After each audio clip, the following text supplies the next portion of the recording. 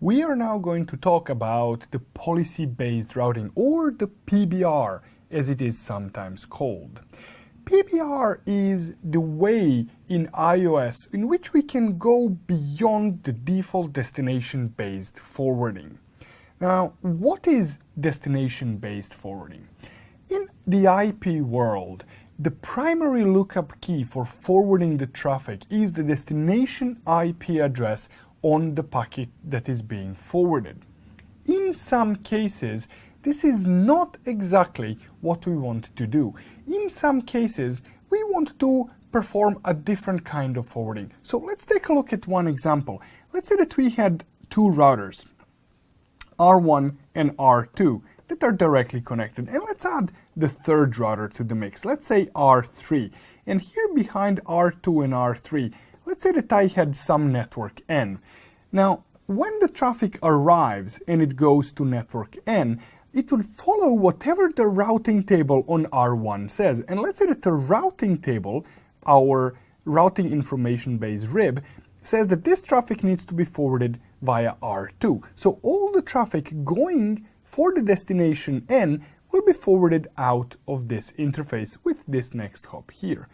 But what if we wanted to take a look at the traffic that was, for example, coming from a specific source IP address? And if this source IP address is present in the IP packet, let's make sure that this traffic actually goes towards R3. So I want to override the default behavior. What I want to do here is I want to make an exception. So what we need is some sort of an exception-based routing. And in iOS, this exception-based routing is called the policy-based routing, or the PBR. So let's take a look at the example that I have here. Let's say that on interface X, if the source IP address is Y, let's send this traffic towards the next hop of Z. So the way I can do that is I can define an access list 1, and this is a standard access list, which means it is going to match against the source IP of the traffic. And here I'm specifying the host 10.0.0.0.1. So this will be my source, the source that I'm interested in. And then I'm going to define a route map, and I'm going to call route map PBR, but I could have called it anything that I like. And here I'm going to say match IP address 1. Now, this match IP address 1 simply means match the access list 1, and because this is a standard access list, it will match against the source IP address. So basically what I'm saying here is match source, and if the particular source, 10.0.0.1, is matched, I'm telling my router to use the next hop using the command set IP next hop 192.168.10.1. So I'm telling the router to override whatever the information in the routing table would have been for this particular case, and I'm saying that this is going to happen. But this is going to happen where? Well, I'm interested in traffic arriving on interface gigabit 1. So this is my interface X. If the traffic is arriving on interface gigabit 1, I'm going to apply this policy, which means that if this source IP address is matched, I'm going to send the traffic towards the next hop of Z. So I have satisfied my requirements. Now, I understand that this may not be easy and straightforward to understand, so let's take a look at this in real example. To do that, I'm going to build a test network, and this is not going to be a small network, it's going to be a little bit involved. So I'm going to have R1, which is going to be connected to R2, and R2 will be connected to routers R3 and R4. Behind R3 and R4, I'm going to have a shared network to which I'm going to have some host connected. Now, this is going to be interface gigabit 1, and the IP address in here will be 192.168.12.0/24. This will be .1, and this will be .2 here. I'm going to have the network 192.168.23.0/24 here, and this is going to be .2 here and .3 here, and this is going to be interface gigabit 2, and I'm going to use sub interfaces here, so this is going to be gigabit 2, 23, this is going to be gigabit 2, 24, gigabit 2, 24, and this is going to be network 192.168.24.0/24.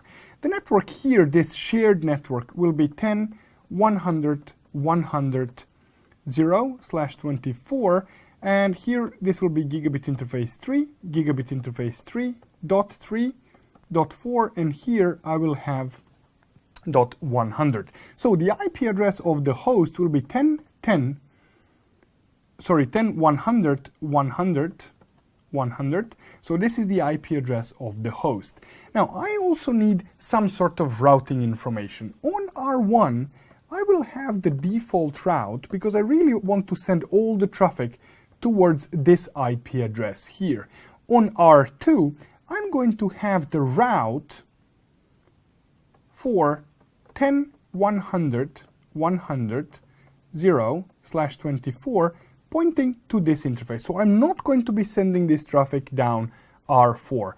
And on the host, I'm going to have the default route back towards both R3 and R4, and on R3 and on R4, I'm going to have the default route back towards R2. So the reason I'm having the default routes back is because I really want to be able to ping here my, because I want to be able to ping R1's interface. So let's take a look. I have this pre-configured right now because this is not about the routing.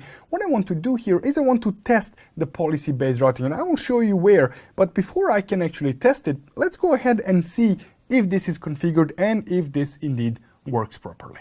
I'm going to start that verification from R1. So what I want to see here on R1 is show IP route connected, and I want to see that I actually do have some routes. Actually, let me just show the whole routing table. So I can see that I have 192.168.12.0 connected directly, and I see a static route, static default pointing to R2, which means that from R1 I should be able to ping, if everything is connected, if everything is configured properly, I should be able to ping my host, and I can ping my host. Now on R2, if I do show IP route, I should have the routes as I described, and what I'm interested here is the static route. I can see the route for 10.100.100.0/24 pointing to 192.168.23.3, which is my R3. And on R3, if I do show IP route, I can see the static route pointing back, static default pointing back to R2, and I can see 10.100.100.0/24 directly connected. So I should be able to ping 100 hosts from R3, and the same setup should be there on R4. So if I ping 10.100.100.100, I should be able to ping my host. So now I have my network set up properly. Let's now see where and why we could use the policy-based routing. Let's say that what we wanted to do here is,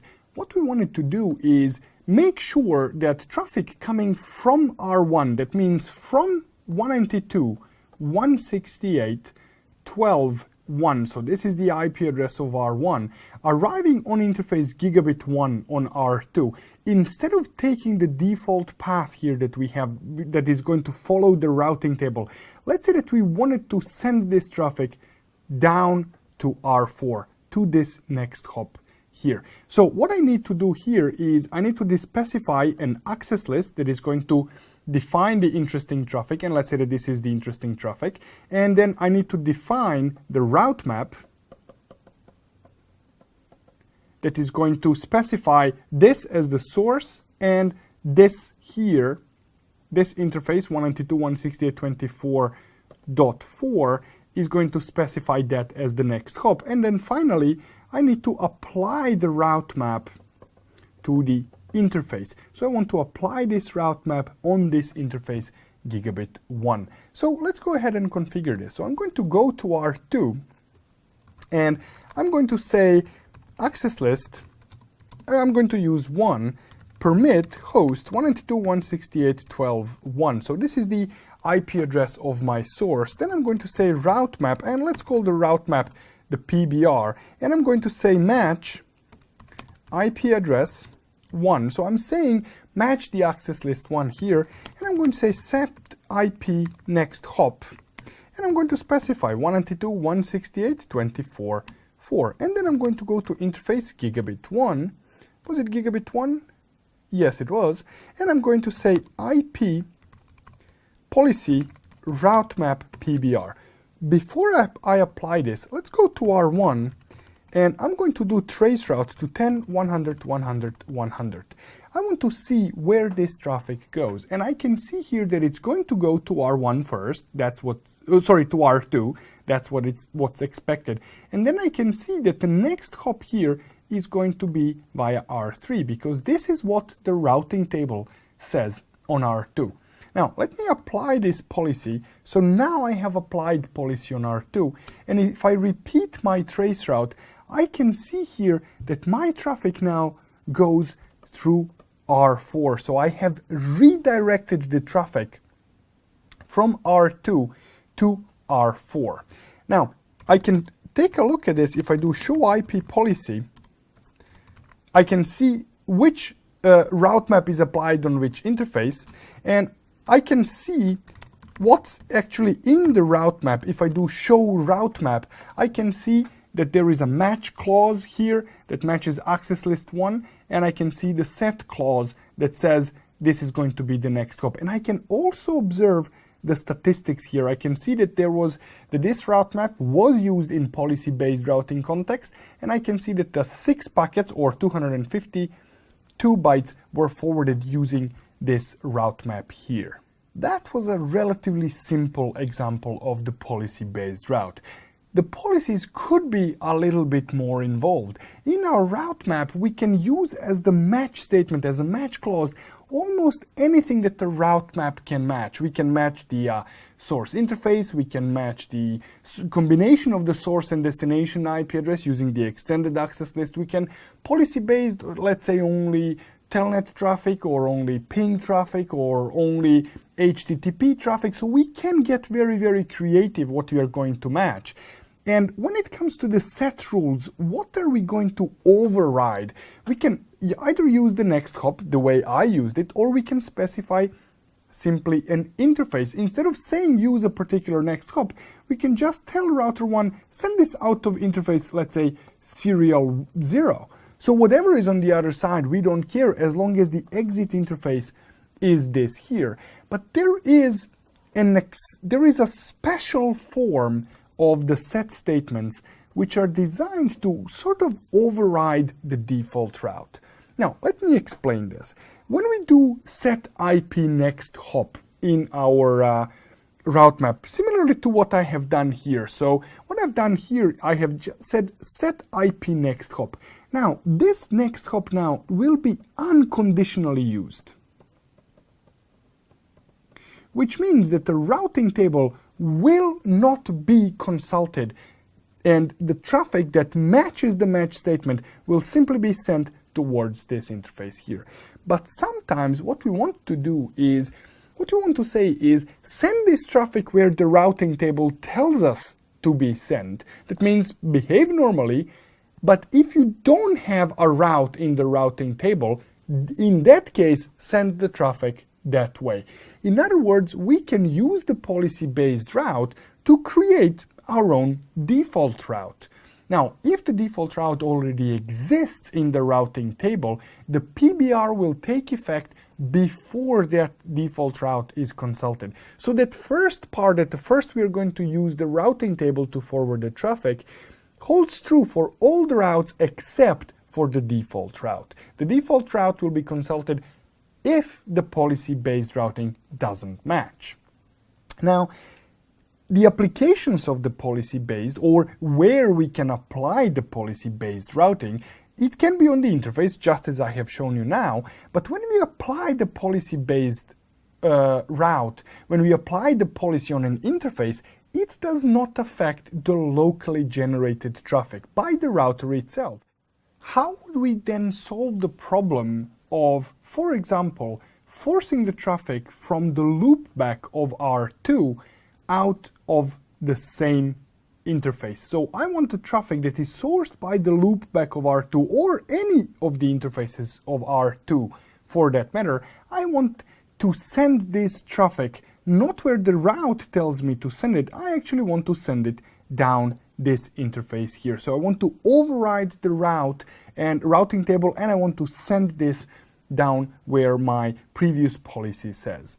Now, to do that, to test how I can do this, what I'm going to do is I'm going to create a new access list on R2, and I'm going to say access list 2 permit host 192.168.0.2, which is the IP address of my loopback 0 interface here. And then I'm going to create a route map. Let's call it PBR2. And I'm going to say match IP address 2. And I'm going to say set IP next hop 192.168.24.4. So I'm pretty much setting the same policy as I had before. Now, before I apply this policy, what I'm going to do now is I'm going to say traceroute 10 100 100 100 source loopback 0, and I'm going to send this traffic where the route says. So this is where my routing table says the traffic should go, towards 23.3. But if I apply this policy here, so if I apply this policy here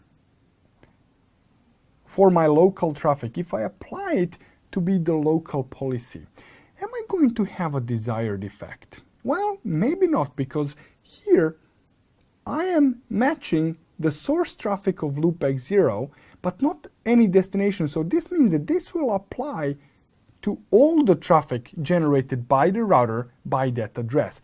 This may not be what I want to do, so let's fix this.